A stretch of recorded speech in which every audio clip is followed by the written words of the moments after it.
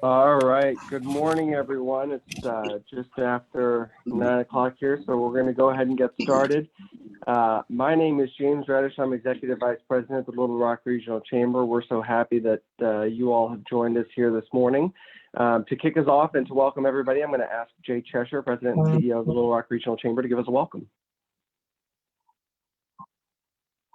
Good morning, everyone, and we are excited that you have joined us for today's webinar. We've got a great group of panels to talk about the road to relaunch of businesses here in Arkansas. Obviously, that is on everyone's mind at the moment, and we want to do so in a way that not only gets our economy back up and running, but more importantly, and most importantly, that we do so from a safe perspective, not only for you and your employees, but for your customers as well. So we've put together a distinguished group of folks who are going through this process right now, along with some technical and expert professional help from the Department of Health to give us some tips and guidelines in which to do this the best way. So I'm going to have to actually leave and go to, unfortunately, an outdoor funeral service, so I'm not going to be able to stay the entire time. But I wanted to say thank you to our panelists, thank you to Blue Cross and Blue Shield, our sponsor. And I'm going to kick it off by introducing Stephen Compton of Arkansas Blue Cross and Blue Shield to say a few words. Stephen, welcome. Thank you for joining us this morning. Very much appreciate the time and the opportunity.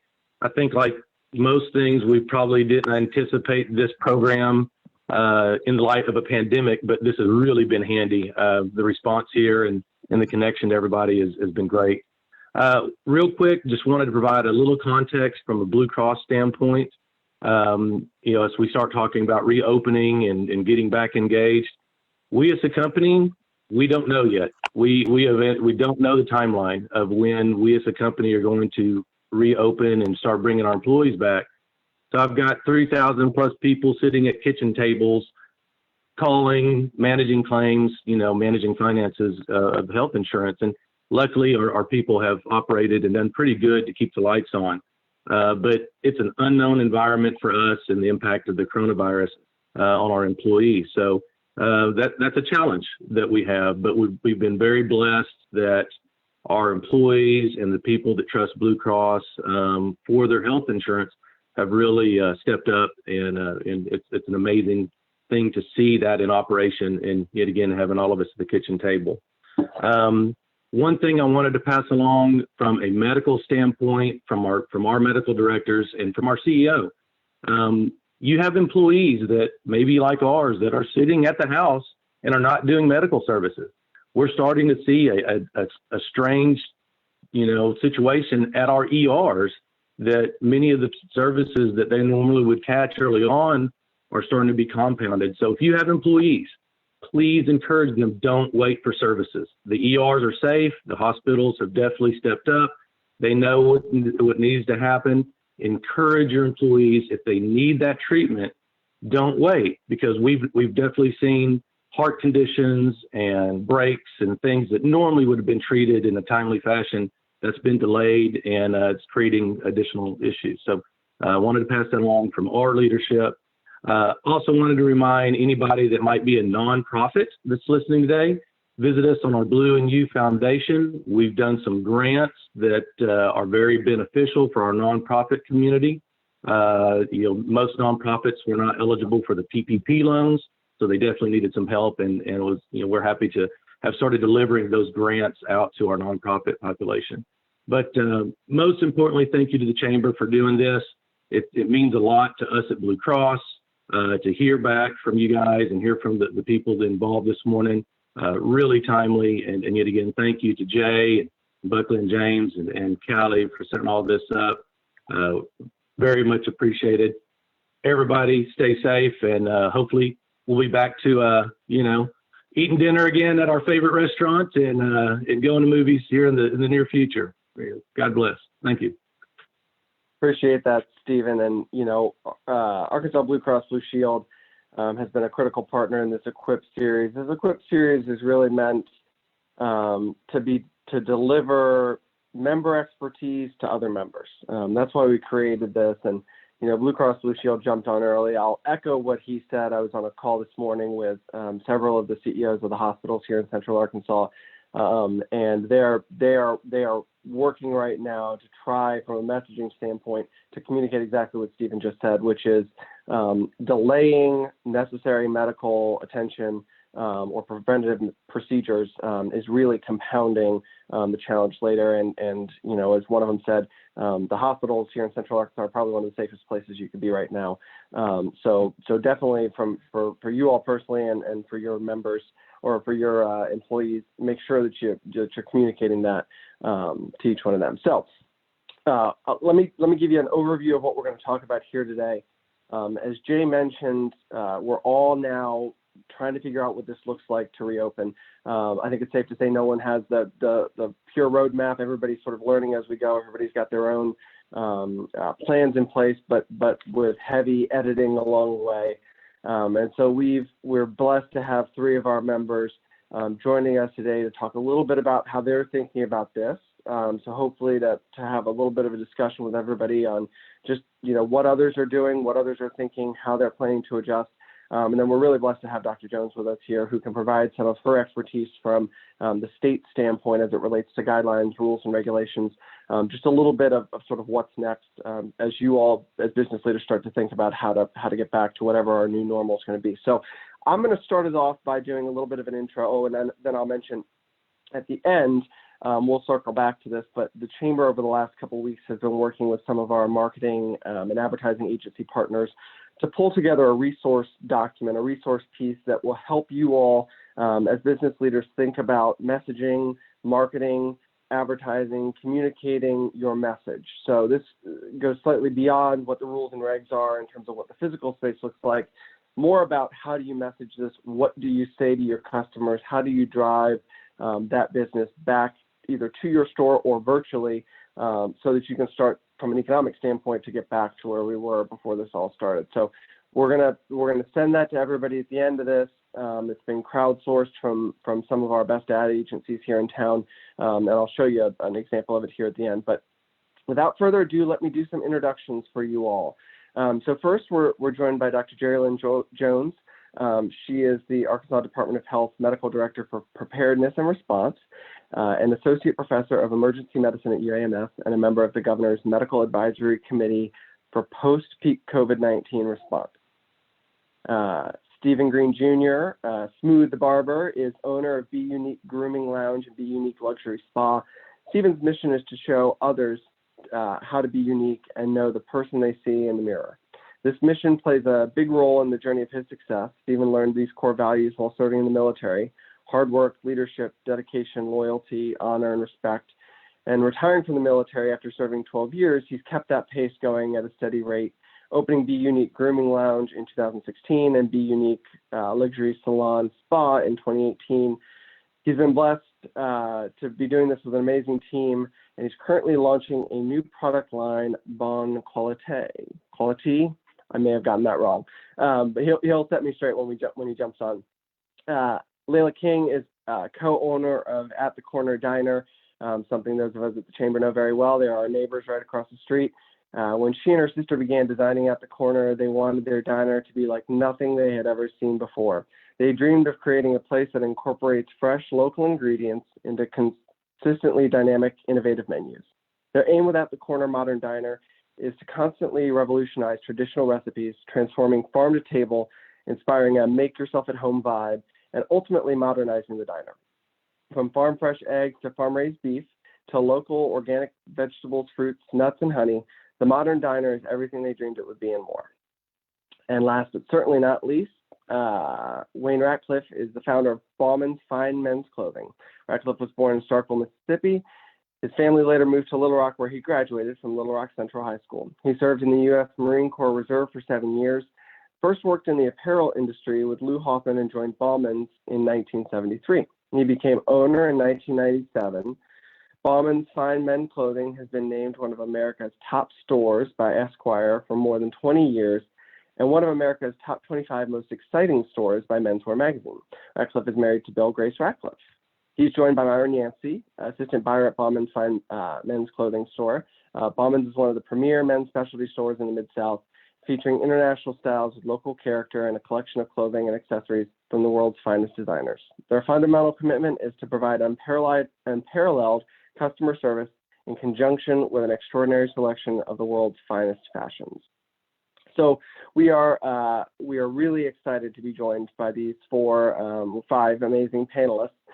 I've got some questions, and so we're going to spend the next 20 minutes or so really diving in a little bit deeper into their stories and how they're planning their response to reopening. And then, of course, we want to open it up to questions. So if you've got questions, please go ahead and enter them in the chat as you think about them, and then we'll be opening it up for responses here in a second. So let's go ahead and get started. Layla, if we can, I'm going to ask you to kick us off here. Tell us a little bit about your business, and let's look backwards a little bit. How have you adapted and changed in response to closing during this pandemic?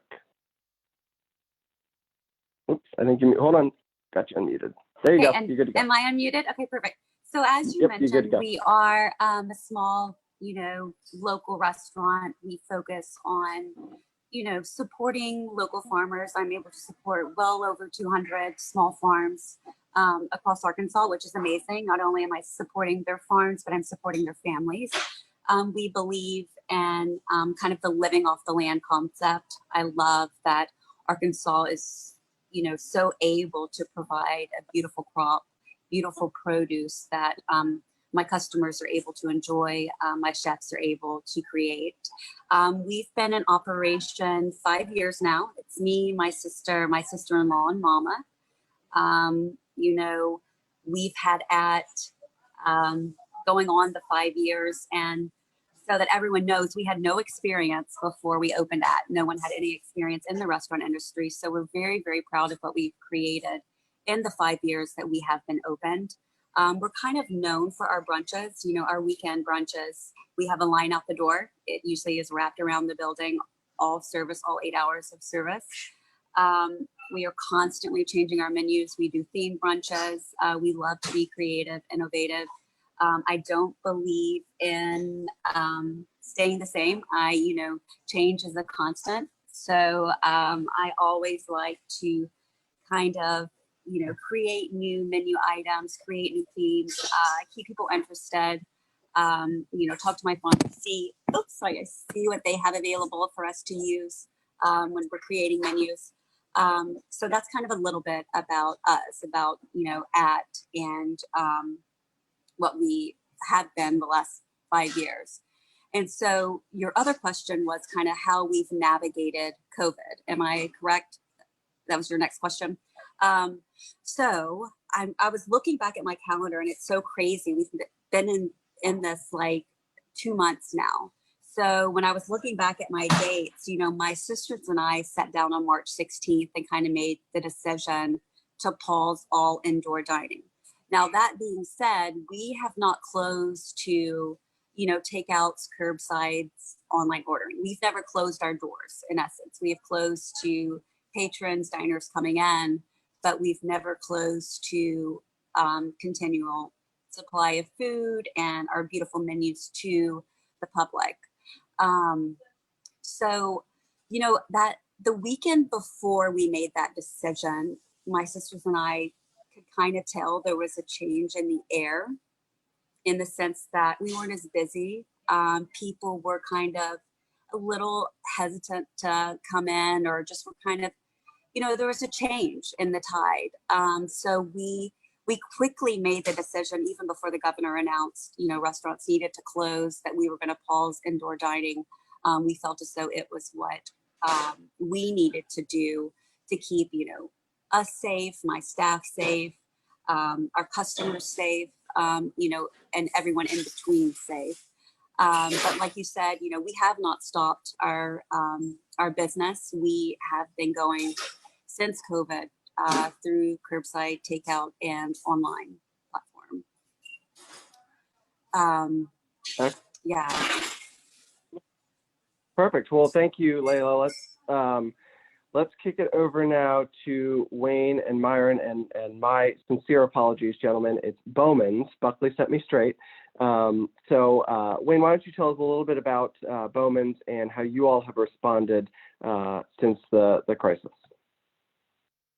Well, as far as responding to the virus, we like everybody else, have first of all taken all the precautions that have been recommended and talked about since the beginning. And we've been actually closed for 7 weeks, but we've been here. We've been. The doors are locked, of course, and we've advertised to our customer base basically that we're open by appointment. And we haven't had a lot of people take advantage of that. We've had a few that have had some emergency type situations, but it really has been a different time. There's not much you can do to coax a customer if they don't want to come, or are they afraid of an unknown thing that all of us are just faced with trying to figure out. So we, again, we've sent out messages via text, pictures, different items of that we feel like some of our customers might be interested in, but just to let them know basically that we're thinking about them, we're here, we're available. But as far as any hardcore plans, we had not made any, because we've never been, I've been in this a long time, and I've never been faced with anything like this. We've had, closures of a day or two with 9/11 and other things like that, but nothing quite like this, nor is anyone else that I'm aware of. I guess the Great Depression closed businesses, but that was for a permanent reason. And, and I'm not the founder of Bowman's. Bowman's was founded 100 years ago, so I'm not quite there yet. But I joined in '73, puts me close to 50 years. So I was part of our resurrection team, so to speak. And but we're a menswear specialty retailer, as you said, and we're just we're here to serve more than anything to whomever. Myron, you got anything to say? You want Great. to say? This is Myron. Hello. In addition, I'll just piggyback off of what he stated. We have, done things in terms of our tailor shop. We've got an amazing tailor shop that we've utilized, and so we've been making face masks for customers and or visitors that come into the store. Of course, we opened our doors back up Monday with restrictions in place in terms of like mask on for employees and distance, and we've got all the advised things that the CDC have put in place out, and so we're just trying to, as Leela said, change with the tide and kind of go with that. So it's interesting. Thank you, gentlemen. Stephen, why don't you tell us a little bit about Be Unique? Yes, sir. First and foremost, I would like to thank Antonio King, Tiffany Baker, and Brandon Campbell for the warm welcome to the Chamber of Commerce. Be Unique, we closed 2 months ago, and it was very emotional for us because we service over 1,600 people a month, and that's our passion. That's all we know. And it was, like I said, it was very emotional for us. And throughout that time, we just regained our focus on the things that was important to us, our family, our friends, our business mindsets, and we started to plan for our future. about our reopening, how can we service as many clients as possible, and also keep them safe. So we decided to actually open up on the 18th, just to make sure that it's safe for us to actually provide a service for our clients.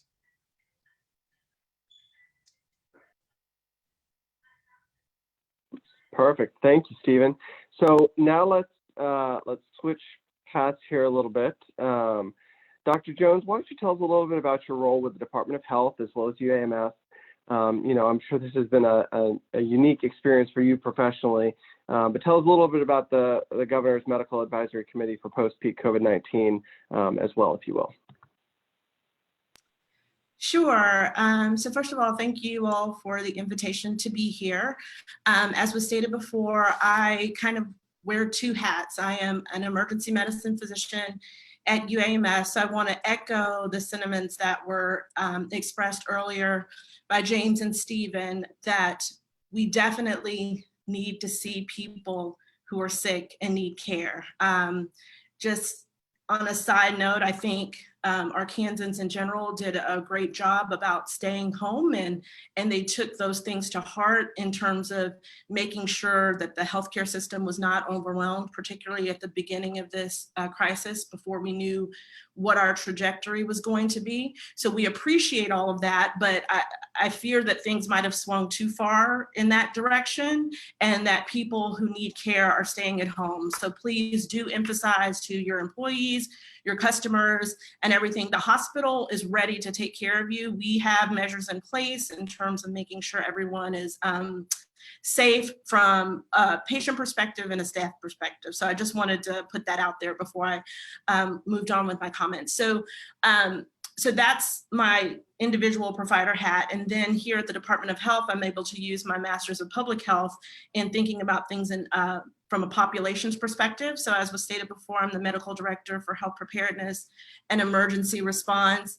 And this experience has kind of been, you can't buy training like this, because as was stated before, no one anticipated this kind of pandemic. So we planned for things like pandemic flu and, H1N1 came out a few years ago, and we saw that wasn't as bad as everybody thought it was going to be. So I think across the country, there might have been a little bit of not lackadaisicalness, but just a little bit of familiarity with viruses that perhaps we should not have. We need to have more of a respect for things like the flu and other viruses, because we are seeing now with this pandemic that they can be quite deadly and certainly cause a lot of disease in individuals. So this experience has been very interesting, to say the least. I'm also prior service. I was a flight surgeon in the Air Force, and it's been a little different understanding planning from a civilian perspective versus a military perspective. In the military, one of the pillars of what we do is readiness. And so we do things like close down services to practice exercises and all of those things. These are things that are not necessarily feasible in the civilian world where money needs to happen and things like that. So it's been a bit of a learning experience for me, taking things that we put on paper and putting them into practice.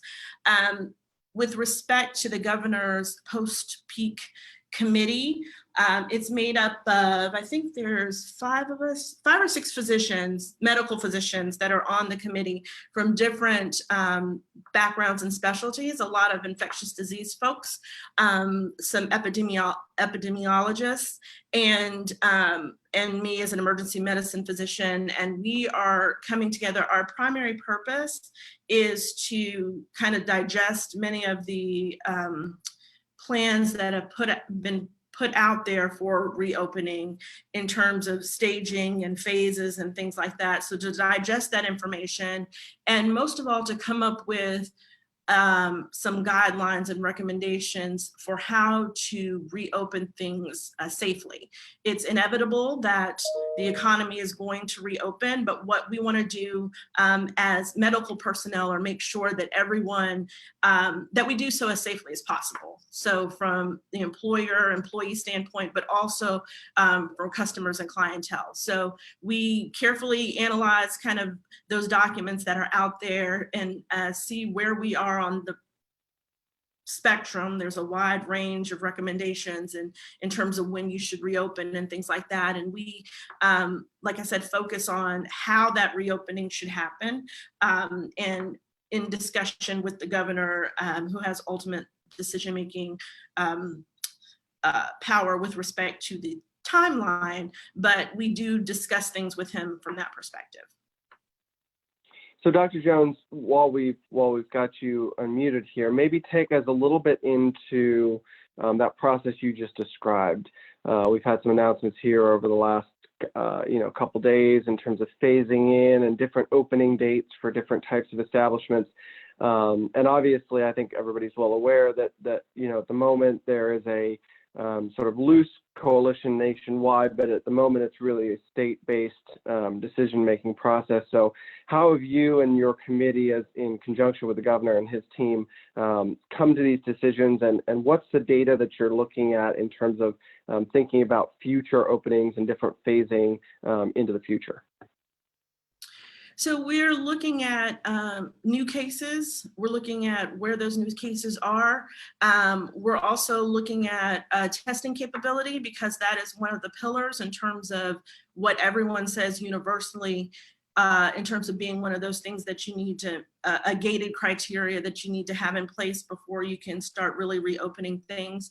We're also ensuring that our public health capabilities are up to speed in terms of being able to track new cases and to do those contact tracings.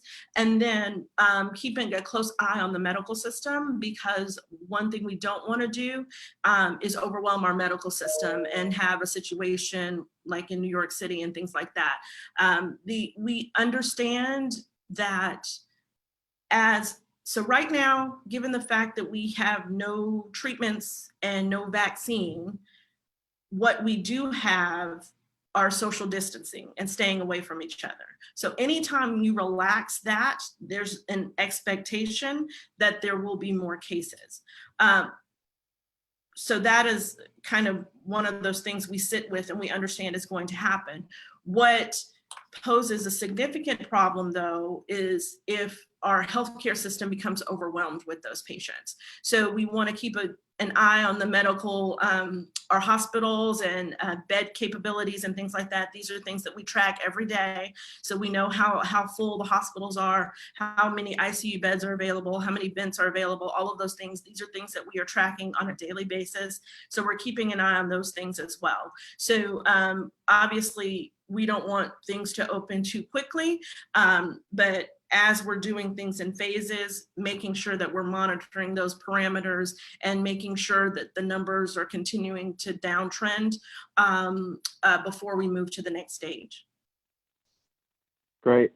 So as we translate that then back to Main Street, if you will, Wayne and Myron, I know you guys sort of alluded to the fact that you're starting this reopening process. What are some of the, maybe expand a little bit upon some of the steps that you're taking in accordance with the guidelines that have been laid out by the state to keep your staff and your customers safe? And how are you communicating that in particular to your customers, but I think also importantly to your staff, that these things are in place now to ensure some of their safety? Well, amongst employees, we're pretty open and pretty loose about masks and things of that nature, although we do have Purell and the other precautions in many different places throughout our store. And we do require masks. If our front door chime goes off, we all scramble and put our mask on. And we communicate with the customer too that we have masks available for you. We would prefer you to have them, but most everyone that has been coming in has got their own already in place, and but we do have ample supply for those who do not have one, and we've given quite a few away, fortunately. And but one question I had real quick, and I think it would be certainly a precaution, Dr. Jones. I mean, we hear about all the testing throughout the country and in the state, et cetera, but it's after the fact if someone has symptoms. If we're running a business and we're here and we're exposing ourselves to people walking in who we have no clue if they've been tested or not, or if they have symptoms, or et cetera, et cetera. Of course, everyone's supposed to be honest with each other, but sometimes, you know, a sore throat or a little sniffle is not necessarily something someone's proud of or embarrassed about, so they're going to hold those thoughts to themselves. Should businesses not be tested before we come back to deal with the public? And that's really all I had to say. Well, We're just doing the right things. Go ahead, I'm sorry. Oh, no, I was going to say that while the goal is to have the testing capability to do that kind of mass screening, the truth of the matter is we are not there yet. And I don't think it is medically appropriate to just test businesses before they go back, because this one data point in time does not say anything about what is happening next week or the following week. I think that that is where the measures that we've tried to emphasize from the health department with the masks or the face coverings come into play, because that represents a matter of source control from who's wearing the mask and also a level of protection for the other person. So at this time, we don't have, nowhere in the country is there that capability to just do kind of mass screening. And, there's also a lot of debate about whether or not that's actually the way to go anyway, because again, a data point in time today on May 7th doesn't preclude you from being positive on May 8th or May 9th. And so what do you do with that information? If that makes sense. Thank you, Dr. Jones. So, Layla, let's talk a little bit about what At the Corner's doing, how you're thinking about precautions and putting that sort of stuff in place, and how you communicate that to your customers and staff. Yes, so I think I'm maybe a little different because we've never closed.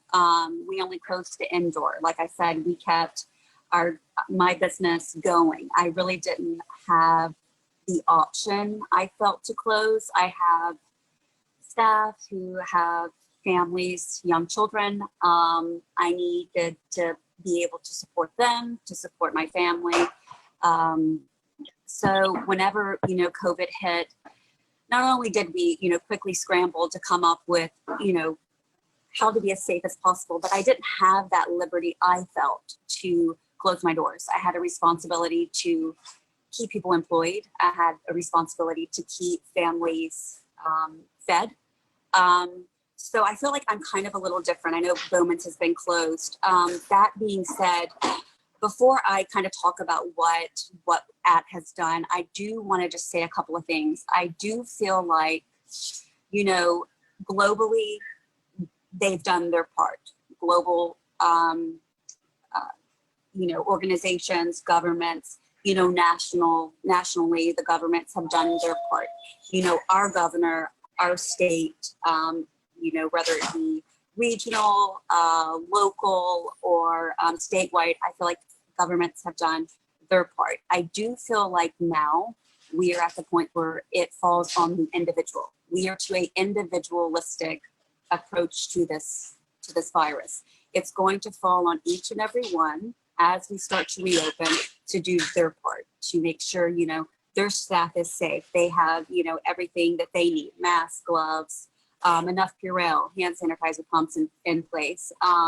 It's going to fall on, managers, business owners, my fellow panelists to make sure that they're not only protected, their staff is protected. So I do feel like, yes, this is a global pandemic. These are uncharted waters for everyone. My children will read about this in textbooks. Their children will read about this in textbooks. There's not a yes or a no or a right or a wrong. We're kind of all in this together as we navigate the relaunch, the reopening of the world. But I do feel like it falls on such an individualistic account on how to reopen your business in the way that you seem, safe, most fit, most appropriate. Since we have not closed our doors, I've been here. I feel like I live here. I feel like I sleep here. I'm working 80, 90 plus hours a week. I told my sister not long ago that this feels like the first year of operation. This has been the hardest thing that we have ever encountered. I think it's going to be the hardest thing that our whole country has ever encountered. But, going back to kind of like talk about what Bowman's was saying, listen, whenever COVID hit, I took it upon myself to screen every single individual coming in my door. This is my business. I feel like I have the full liberty to do that. I have, vendors coming in and out, wine deliveries, food deliveries. I still have that because I have not closed my doors. If you go to any hospital right now, you get screened. They put a digital thermometer to your head. They ask you questions. Have you been in contact with anyone? I feel like you can still do that. I have done that.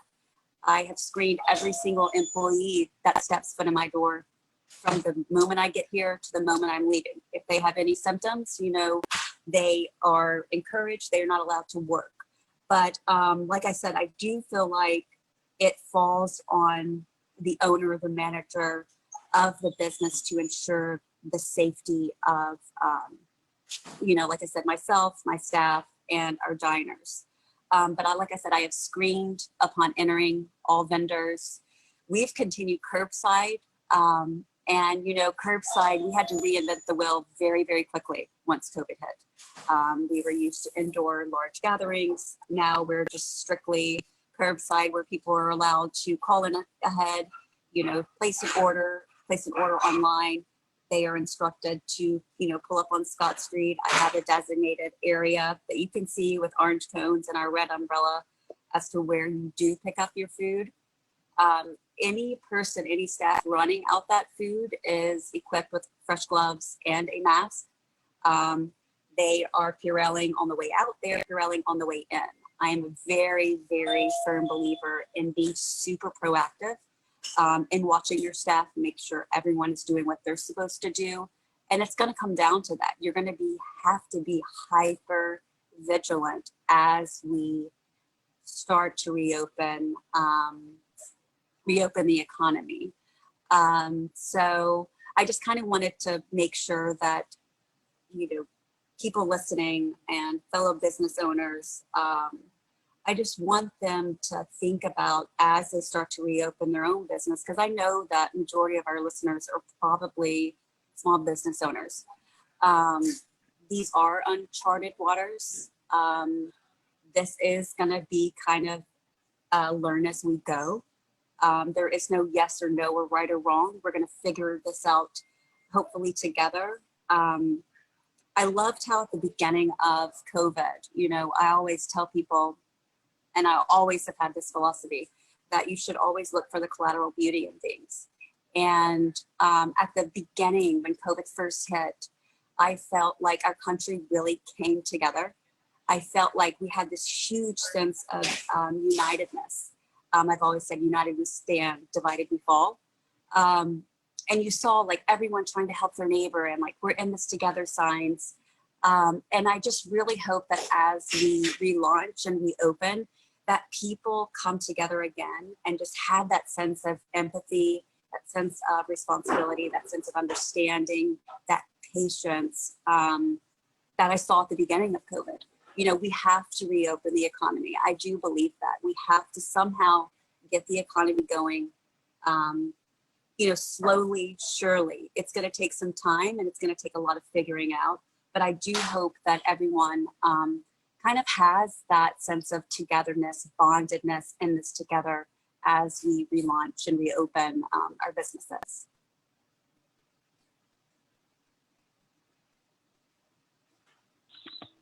Thanks, Leila. I know you guys have been one of the sort of shining examples we've had a chance to watch, you know, physically watch your all's response, and it's been amazing to see, you know, the cars pulling up and you guys doing your thing. So it's been amazing to see you guys make that pivot.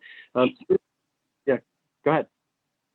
Yeah, no, I mean, and we've continued, and I'm so thankful to this community and, you know, people who still drive from Conway to brunch with us. But, you know, you do have a certain sense of responsibility to make sure you are protected from your customers and they are protected from you. So like I was saying, it's going to fall on the individual. We are now on an individualistic approach. We have our guidelines. Yes, you know, our guidelines are going to help, but our governments have never been here before. So they too are chartering their own guidelines. So, but no, we are very thankful that and very blessed that people have supported us. And I know that there are a lot of other fellow restaurateurs listening right now and, you know, debating, should I open or when should I open, or if the ones that had to close or chose to close. I just kind of want to say to them, listen, you know, I've been doing this for the past 2 months curbside. This is not easy. This is not easy. This is not going to be easy. I'm working harder than I have ever worked. I am not making any profit. I don't know if restaurants are, but I just want to, you know, reiterate to those small business owners and the restaurateurs, if you could just focus on making that baseline. Don't panic. You know, you're not going to see those numbers, especially at the beginning. If you're starting to reopen, you're not going to see those numbers. They are not going to be there.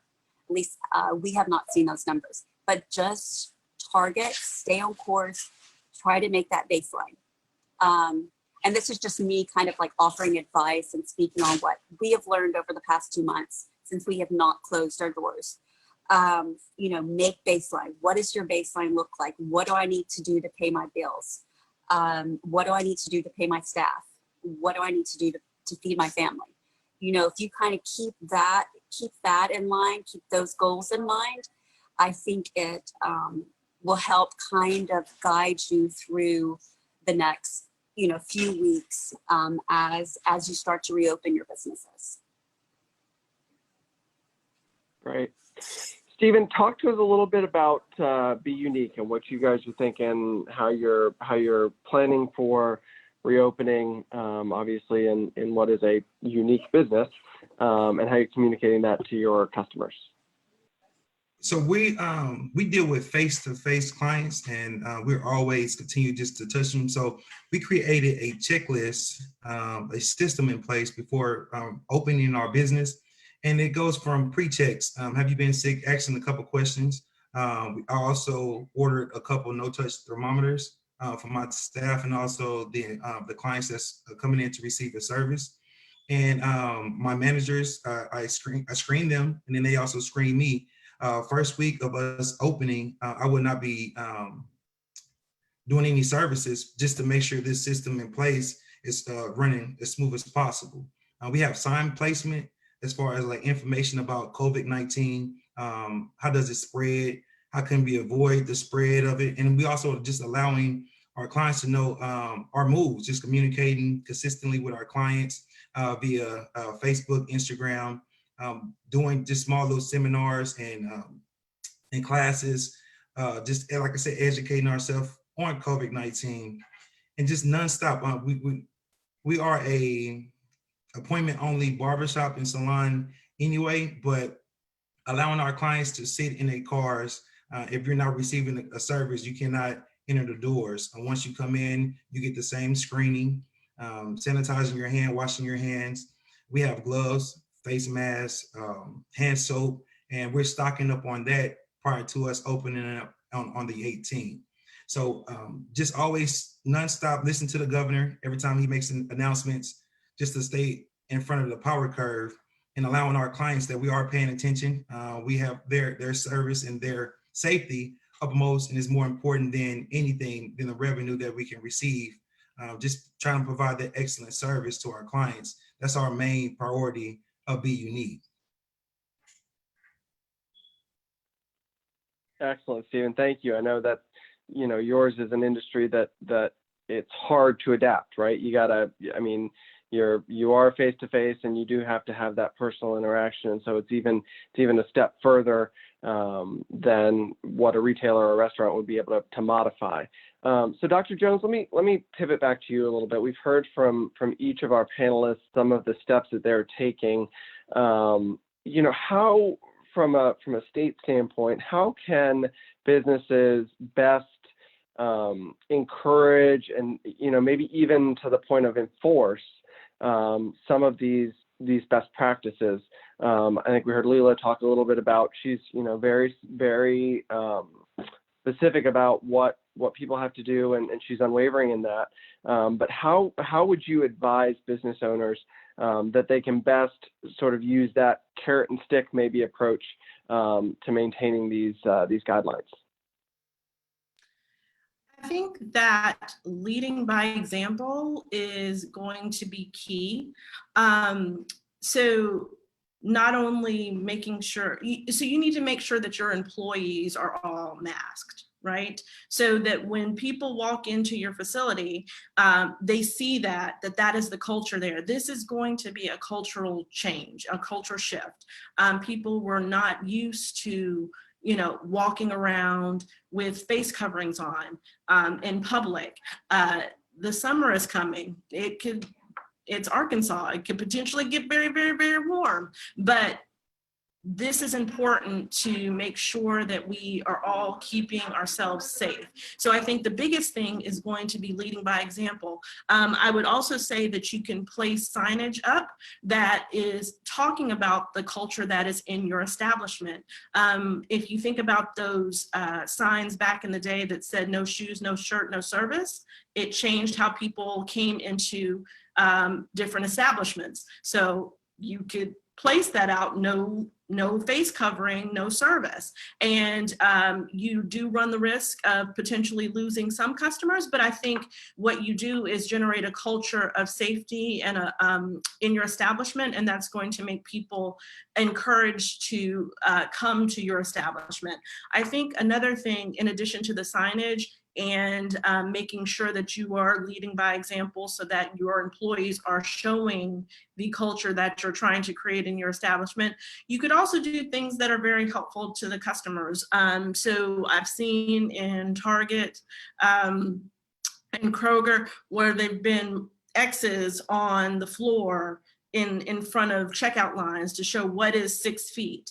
They make multiple announcements over the loudspeaker while you're shopping that say, thank you for being here, but please make sure you're maintaining the 6 feet of social distancing to try to keep everyone safe. So I think, as was stated before, this is going to be a long change, and it's not a quick fix, and it's going to represent a culture change. And so I think that the biggest thing that businesses can do is basically lead by example. There is some kind of, a little bit of shame that comes into play, for lack of a better term, when you walk into a facility and you're the only one that is not like everybody else. So if you walk into an establishment and everyone has a mask on, you kind of look as the odd man out not having one on. So I think that definitely the culture change is going to have to come from the top down. So that's what you all can do as business owners. Thank you, Dr. Jones. And I know we had a question here in the chat from Kui Lamastis. Kui, thank you for joining us. The question was one of liability, which I think is certainly on the minds of many of the business owners here, particularly the small business owners. It's not something that we had planned to specifically address in this webinar, but I did want to respond to it. We've been working, and the state chamber is really taking a lead on this. Shelley Short, I think, was joining us on this, but she and the Randy Zook and the team at the chamber, state chamber, are working right now with counsel and with lawyers to look at this question of liability. I think the unfortunate answer is there's nothing that exists around this right now, right? And so new case law will probably drive some of this, but I will tell you the legislature, both locally and then at the federal level, they're starting to look into legislative remedies to this question of liability. So Kui, I apologize, we don't have a direct answer for you. I think it's something that we will continue to track, and I think hopefully in the future, the near future, we'll have some additional guidance to be able to provide to businesses. But I know it's on the mind of a lot of folks right now, and as a local chamber and then as the state chamber, we're trying to figure out what sort of guidance can be given to businesses around this question of liability, and as you reopen, both for your employees as well as your customers, how you think about that. Let me go to our business representatives. As you think about your workforce and your employees that you've had, I know many of you have kept employees through this process. So as you think about reopening, then any concerns about staffing back up, Leela, in the restaurant industry, getting folks back in? It's probably different in each industry, and it's probably different based on the company. But as you think about bringing those employees back in and getting folks to come back to work, and then a sort of pivot question off of that. So employees, but then also, Leela, you sort of alluded to this, but what are you thinking in terms of business, and in terms of business performance, and how you're preparing for and measuring against that moving forward? Why don't we start with Stephen, if I could? What's your plan from an employee standpoint of making sure you're fully staffed, as well as what you're looking at from a business performance standpoint realistically for the next couple months? Okay, so they do have grants and loans out there for business owners, and I advise all of us to adhere and take the opportunity to actually receive some of those funds. That allows us to have a sense of comfort to continue just to move our business forward. Now, as far as my staff, I can't force my staff to come back, because I do have some of my staff members taking care of their grandmothers, like myself, and also their mothers, and they have kids. And I want them to know that safety is more important than actual making a profit. So whenever they feel as if they're comfortable coming back to work, then I'm all fine with that. Now, that's another reason why we're opening on the 18th, because my staff didn't feel comfortable going back on the 6th. And me as the owner, I decided to say, hey, well, if you're not going back, we're not going back. I just want them to understand that we are all in this together. And I think, like Dr. Jones said, if you lead from the front, your staff will follow you. So going from always just wearing the mask and being that person just to show them this is our new standard. It's not going to change overnight, and we have to adapt and overcome through the situation. I've been talking to my leasing manager, the owner of the buildings, and they have been working with me, because it's not me closing down my barbershop. It was stated from the governor, and just always just communicating back and forth. I think we all can make it through this. Thank you, Stephen. I think that's great. Wayne and Myron, let's talk a little bit about Bowman's. How are you thinking about staff that they may or may not have ever gone away? But as you think about that moving forward, and then as you project out from a business performance standpoint. Well, after we get up and running, we'll just have to seriously play it by ear, because there is, with never being faced with any of this, we have no clue of any sort of projection. We can plan all day long, but I think it's a day-to-day observation, and then we have to plan from there. We do have 2 people furloughed, and would possibly have to bring one, if not both of those back. But it will be after a month, probably a month and a half, to just really see what the activity really is. And in regards to taking care of, employees and making sure that certain things are in place, we all have a checklist in addition to our things being clean. So if someone is to try something on, it's taken and it's being steamed and cleaned and put back out.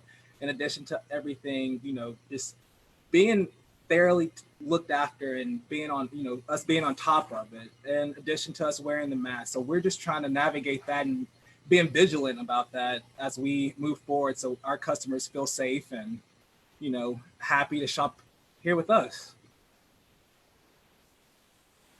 Excellent. Leela, let's turn to At the Corner. As you all think about the restaurant industry and bringing additional folks back from a staff standpoint as well as business performance, how are you guys planning for this reopening? Wow. So, the reopening of At the Corner, we've not set a date yet. I have meetings with my sisters every single day as we discuss this. What that reopening looks like and is going to look like for restaurants is going to be different than it was before. I don't want any restaurateur thinking, oh, it's going to be exactly how it used to be. Absolutely not. At the Corner, we are counter service. And if you drive by on a Saturday and Sunday, you see the line out the door. You see hundreds of people. You see, masses gathered, tables full, people waiting outside to get in. You see zero social distancing. So, as I think about that and as we kind of gear up to reopen our doors, because there's nothing more that I want to do. I want to reopen my doors. People go into the restaurant industry because they love hospitality. They love waiting on people. They love serving food. They love what they do. But will look completely different than it ever looked before. There will be no waiting in line. There will be no line wrapped around my building. There will be no, in essence, counter service. When do I think counter service will return? Who knows? I will go to strictly, table service, which will be new for At. We will go to a reservation system, reservations based, which the government is encouraging, and the government, should be encouraging. The table, especially phase one, those tables have to be a certain distance apart. Which, might not work for At the Corner. Do I think it works for like larger restaurants that can spread out, space out? Absolutely. Do I think it works for like little coffee shops where patrons are kind of coming and going, grabbing a cup of joe, heading out the door, sitting down, reading a book? They can easily space out. Does it work? Phase one work for that business style? Yes, this is my opinion. Absolutely, that can work. And I do think it's kind of a good way to gauge on how, restaurants are going to kind of transition, navigate, look at this, make judgments, talk to staff, make decisions. The phase one might not work for me and my business, but like I said, I do think it works for some of the bigger restaurants, some of the really tiny coffee shops or little tiny bakeries where you can pop in, grab, a pastry, head on out, where socially distancing is a little easier. For At the Corner, that's a little bit more challenging. And as I said, my business model will completely change for At the Corner. Reservations, waiting on tables, it will look completely different. And for everyone listening in and who own restaurants, my sisters and I, right before COVID hit, were in the process of opening a brand new restaurant. So I kind of think that's why we didn't really have that ability to close our doors. We literally we have a restaurant that's construction is completely finished. interior, we've got to get interior finished, but we literally have a restaurant that we're sitting on and not able to open. That also has come into play as to why we had to, keep our doors open. So there was a lot we had to think about with that. But, touching base on what you were saying, what will that look like? I have kept majority of my staff. Like I said, I felt like I had the responsibility to do that. As we begin to reopen our doors, I will gradually bring back more of the front of the house staff, which means like your waiters and waitresses, your busboys, though they will come back a little bit more. My kitchen is fully staffed on a consistent basis. But yeah, no, the business model for will be completely different than it was prior to COVID and the pandemic. Yeah, that's great sort of insight there in terms of how it's actually affecting a restaurant in a real life example. Dr. Jones, let me turn it back to you here. Obviously I alluded at the top of the questions to the fact that we're sort of doing this as a state with maybe some national coordination. But, as we think about our reopening process and cross-state travel and folks who, are coming into town or that spread that could come across state lines, is there anything that businesses could be doing or should be doing to sort of keep that in mind? How are you all handling that at the state level in terms of any coordination with neighboring states and adjusting to different environments in each state? So that's a great question.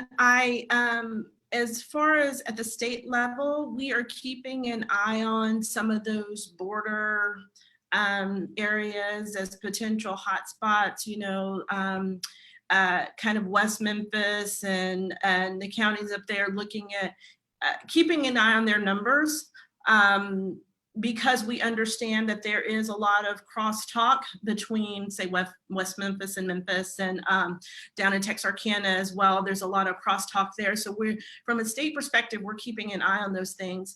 In terms of what businesses can do, you can make the choice to implement screening for, your clientele that involves asking questions about travel, and you can choose what to do from that perspective. That question is a bit difficult because, borders are not closed.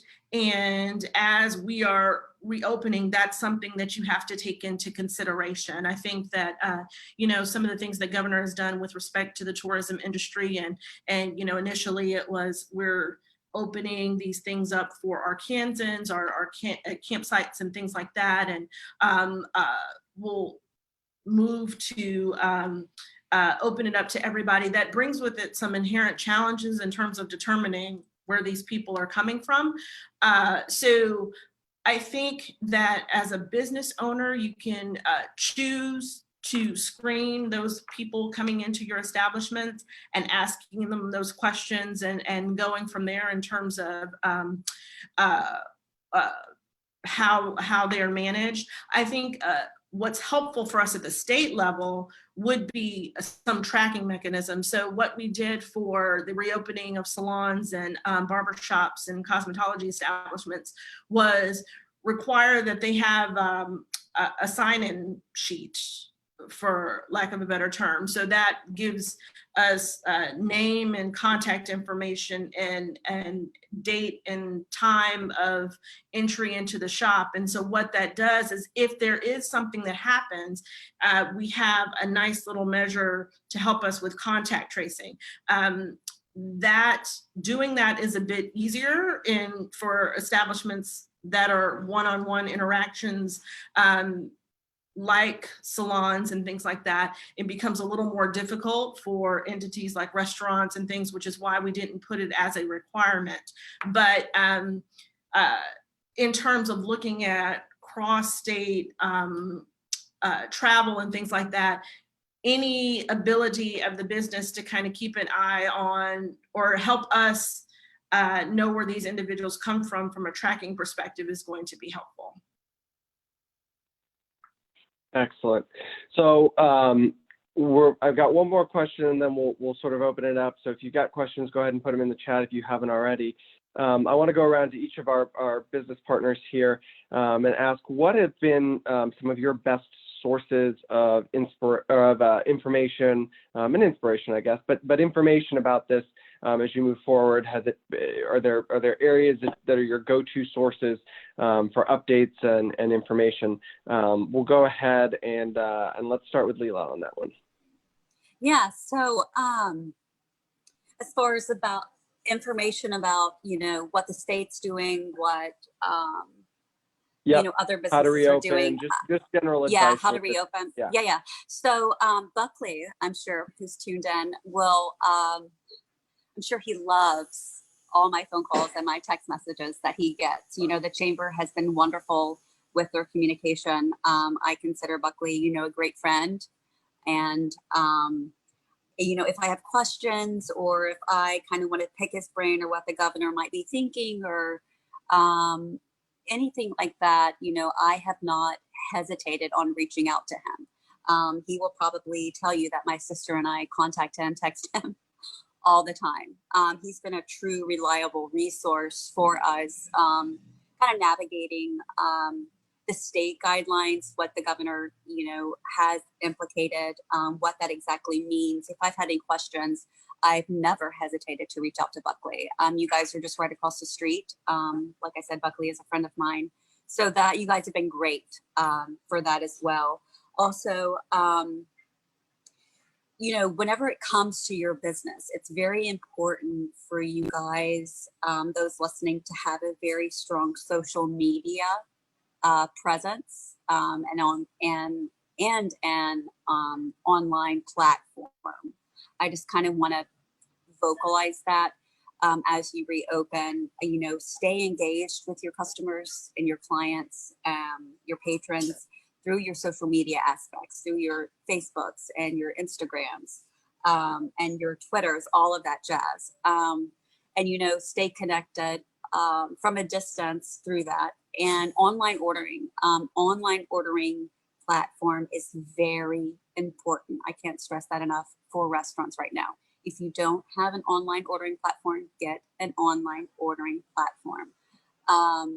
You'll see that people love to order online. I never dreamed how much people loved ordering online, but they do. It's very convenient. We have become a very touch screen at the click of a button right here in the palm of your hand society. So business owners, salons, or any other people or person or business out there, an online presence, online ordering is so important right now. I've been doing this for 2 months now. Like I said, we never close. So I feel like I've learned some things about navigating COVID. Also, I just want to let people listening that, like I said, there's no yes or no, right or wrong. Fail and fail fast. We always have the philosophy here at the corner: fail and fail fast. If it doesn't work the first time, change it. The only constant in life is change. If it doesn't work the first time, fail fast, figure it out, come up with a new system, and go from there. Thanks, Leela. Buckley's our VP of Public Policy at the Chamber, and I didn't mean for that to be self-serving, but we have worked really hard. No, well, honey, I call to try to be responsive all the time. I call him all the time. But I can confirm. Yeah, got it. Yeah, so perfect. I mean, he's just been wonderful. So I can't thank you enough for that, and so knowledgeable. Well, so yeah. Absolutely, and I think the sort of example there is, lean into your networks and don't be afraid to ask questions. Wayne, Myron, I'm wondering, are there areas where you guys have looked to or gotten guidance in terms of response to this?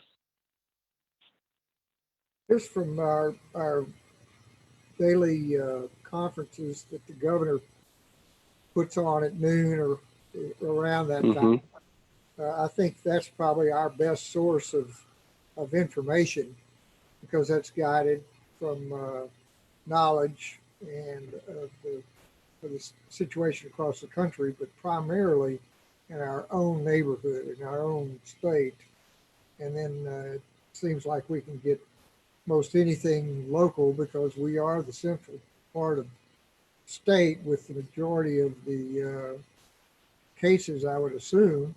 And so I think our information uh, from these conferences is we get most of our. And round of applause to Frank Scott. I will say also, he has done a great job as mayor doing everything necessary to kind of get ahead of this and make sure that we curb this too. So I want to say thanks to him as well.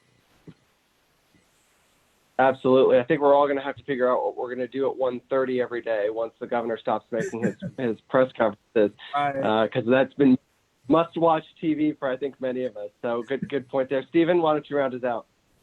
Yeah, definitely the governor. Every day at 1:30, we tune in, not only myself, but my staff, my managers, my assistant, and also my managers. We talk on a consistent basis, nonstop about any updates, any information that we receive. Mr. Brandon Campbell, he contacted me from day one, and we still, till yesterday, we still have been in contact. A great source of information. The guy is very knowledgeable, and I do thank him for that. But most importantly, my clients. My clients, we love our clients. Our clients, they love us. And they have been communicating with us via Facebook, Instagram, text messages, phone calls, and telling us all information that they receive.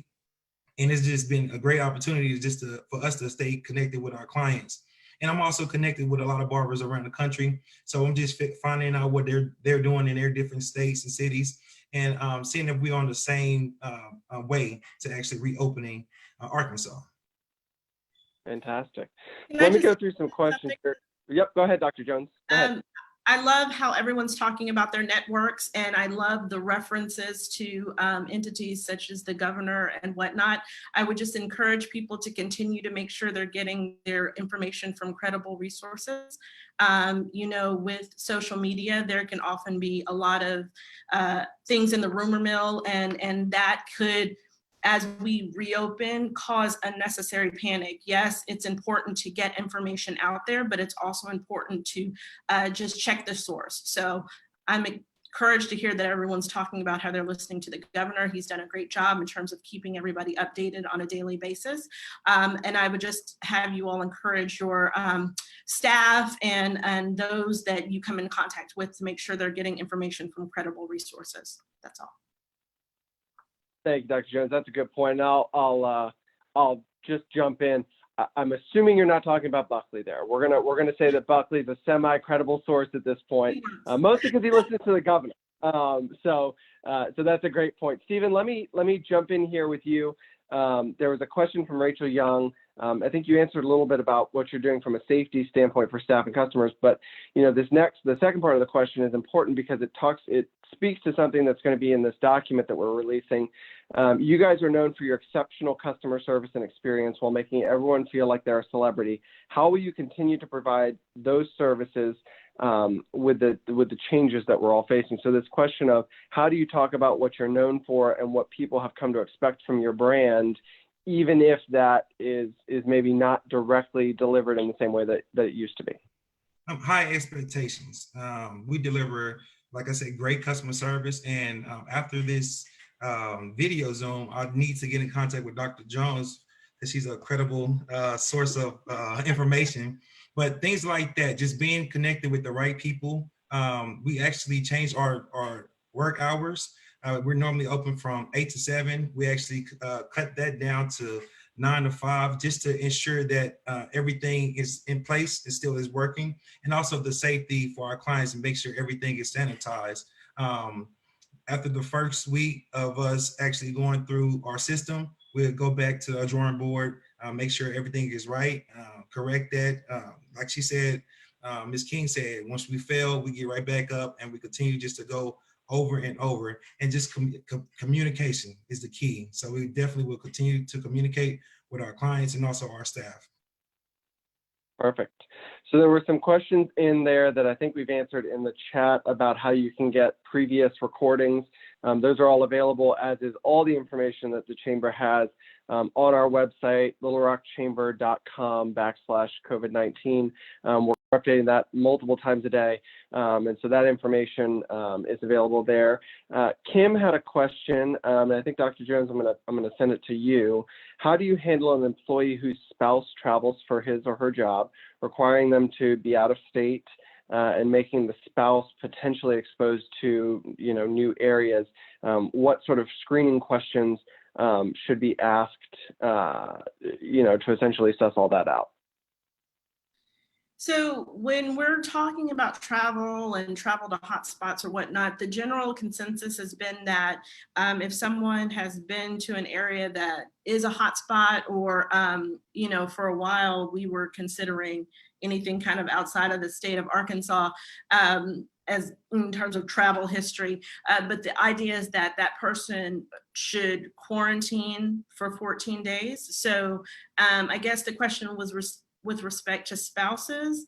That's a tricky situation. If your spouse is traveling frequently, then you would end up never seeing your spouse, because they would come in the house and stay in their room for 14 days. But the medical guidelines go into that and recommend that if someone has traveled to a hotspot, then they should kind of keep themselves away for 14 days. That's considered one of the cycles of the disease. And so they're okay, don't develop symptoms, and all of those kinds of things are considered fine after that point. But there's not really, again, going back to the idea that we don't have treatment or vaccines for this, there's not really a pharmaceutical countermeasure. So right now, all we have is staying away and keeping yourself away if you've been potentially exposed in one of these hotspot areas. And so with that then, Dr. Jones, do you think that would apply then to the employee, so the spouse? Would that be your recommendation? I guess it would be difficult if it's each time to let those 14 days go by. But if the employee is actually local and it's their spouse that's traveling, but their spouse has traveled to a high concentration area for this outbreak, you would suggest the spouse go through some measure of quarantine as well? So I would hope that the spouse, when they come home, kind of does their best to avoid the spouse that's currently staying here.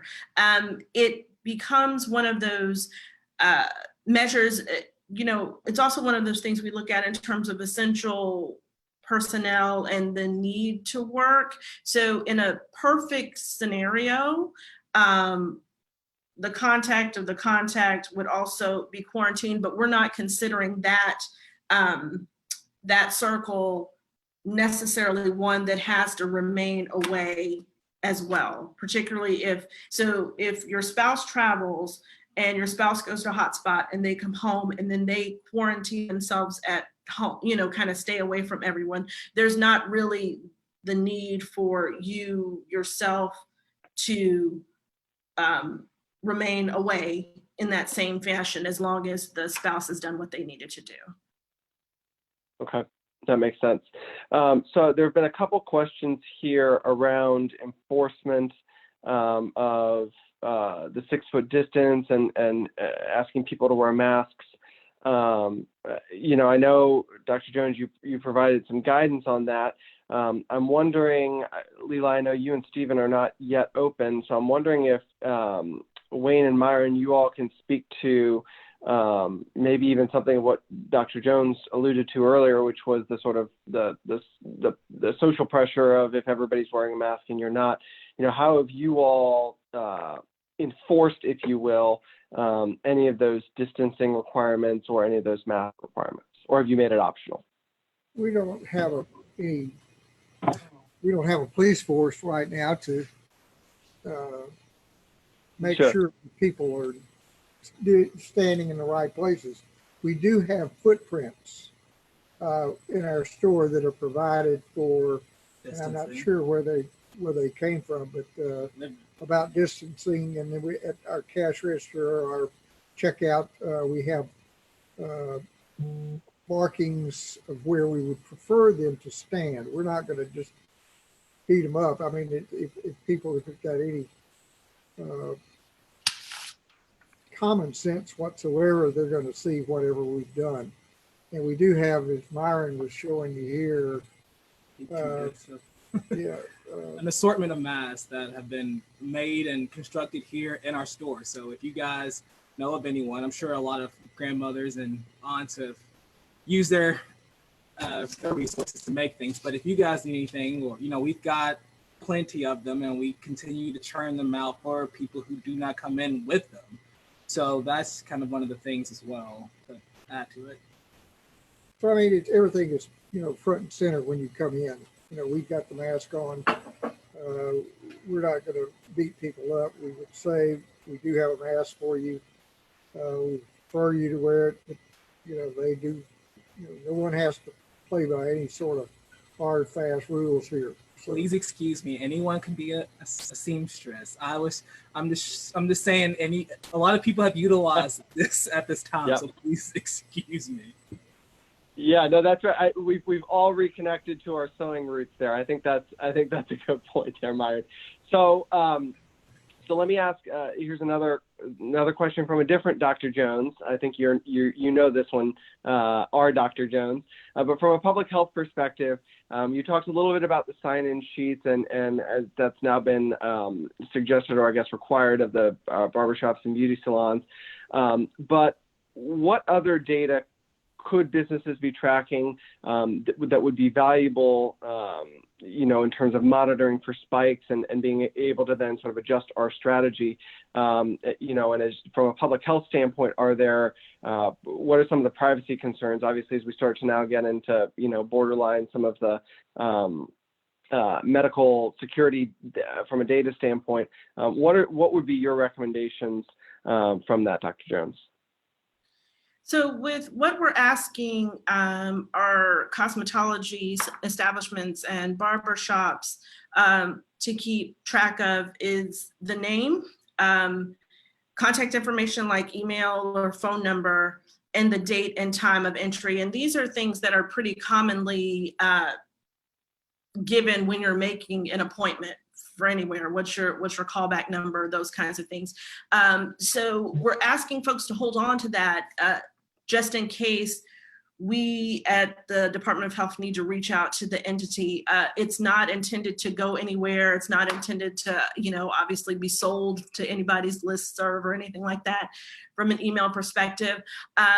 Yes, there are privacy concerns, but I think the privacy concerns are the general ones that anyone enters into when you say consent for online ordering and those kinds of things. We are not asking in this information for any medical data or anything like that. And certainly, it is just a measure for us to be able to go back should something happen and to begin the contact tracing. It would be lovely if all businesses were able to do the same thing, but we do recognize that in some instances that's just not really feasible. If you are a restaurant, for example, and you have a party of, 6 people or 8 people, it's very difficult to have everybody sign in and the time and all of those kinds of things, and to keep track of everybody who was at that table. Same thing for outdoor venues as those begin to open when sports and things like that are brought back. It becomes very cumbersome and not necessarily the most practical thing to do. But if you were able to figure out a way in your business to do that, that would be tremendously helpful from a public health standpoint. Again, understanding, respecting your customers and promising not to, sell their information or anything like that. But from our contact tracing perspective, that is a gold mine of information. It makes things so much easier should something happen. Perfect. So we just got a couple minutes left. I'd like to ask each of our panelists to provide sort of one piece of advice or one piece of information to those who are attending today, what piece of advice would you give as people consider this reopening, as we consider this new normal that we're all about to go into? Stephen, if I can come to you to lead us off. Yes, sir. So one of my pieces of advice is to generate more revenue. And that means by either becoming a retailer in our establishments or creating our own product. This year, we actually created a buncanite.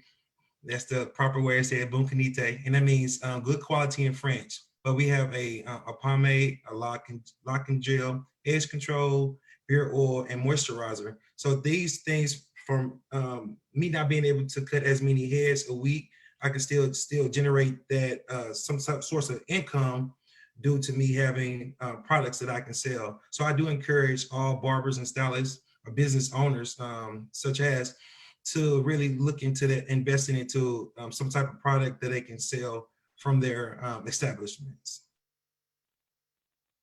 Excellent. Wayne, Myron, what piece of advice would you all give? Need to make sure that we gather as much information, certainly about the individual, as when they come in, which we typically do, and we follow up as much as we possibly can. And I think during this time of COVID, that if we have any other doubts or other questions, it should be just one-on-one.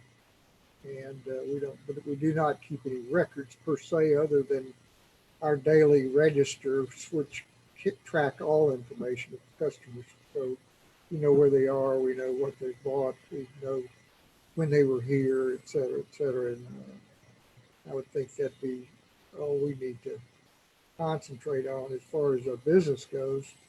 It's like day one. It's one-on-one, and it's that way with a relationship with your customer or whomever.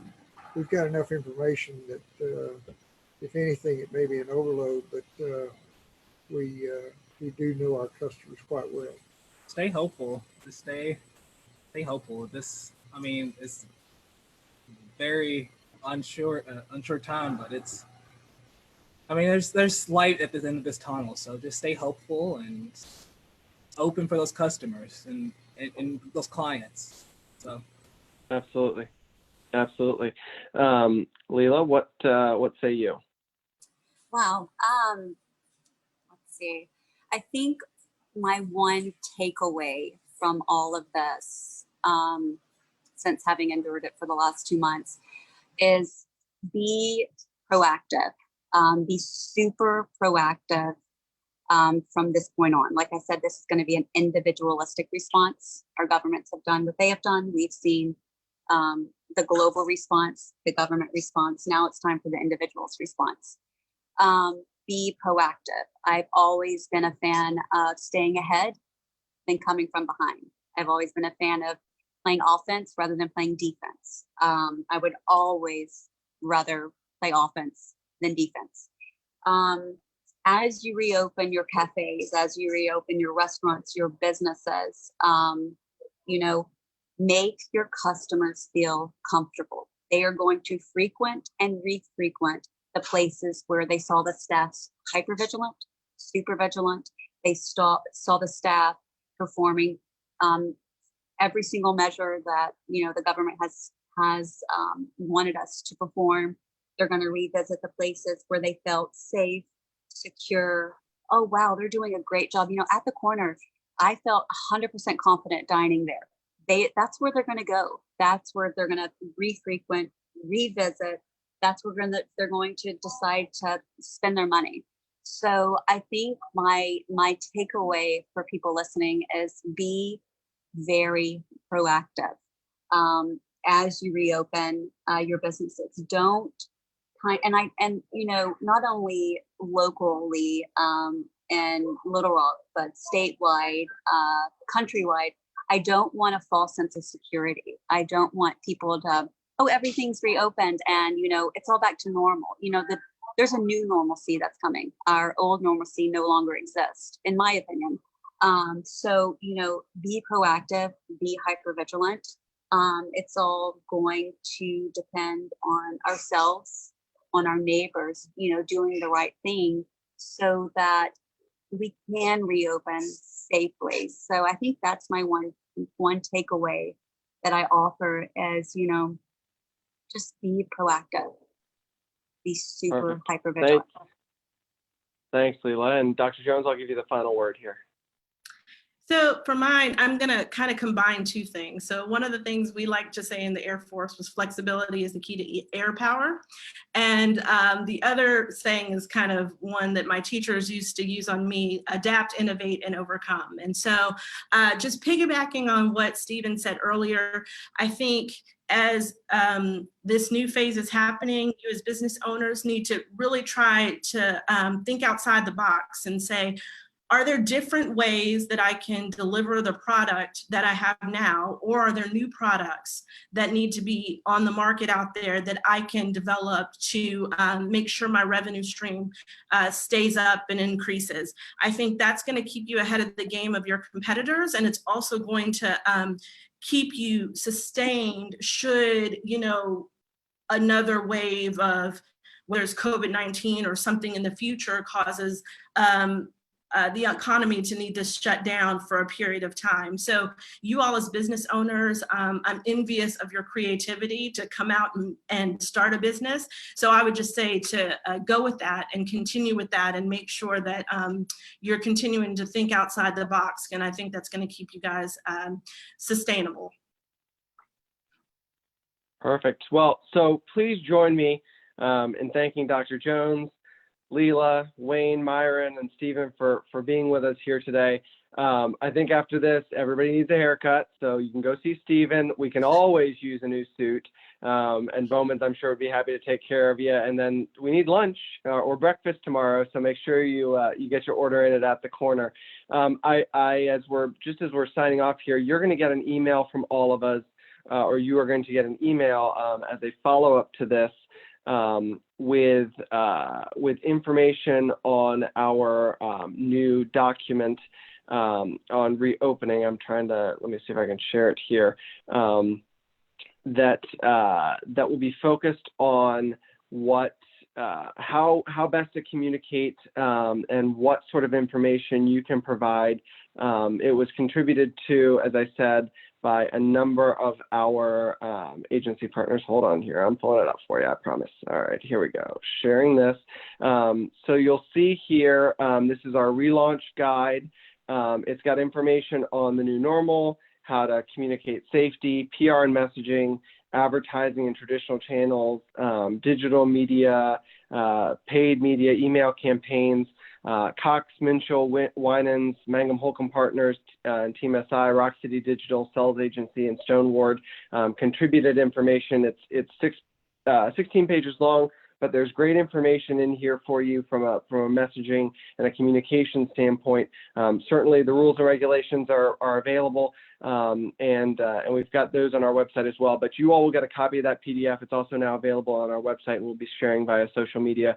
Feel free to pass that along to others who may want that information, but our hope is that as small business leaders, you can use this information to better tell your story and to get those customers coming back through the door so you can grow your business. So with that, again, a thank you to Stephen Compton and Arkansas Blue Cross Blue Shield. This recording will be available on our website, as all of our webinars are. So please visit that, littlerockchamber.com/COVID-19. With that, we are adjourned for today. Thank you, everyone, for joining us, and thanks to our panelists for some great information today. Thank you. Thank you, Dr. Jones. Thank you, guys. Thank you.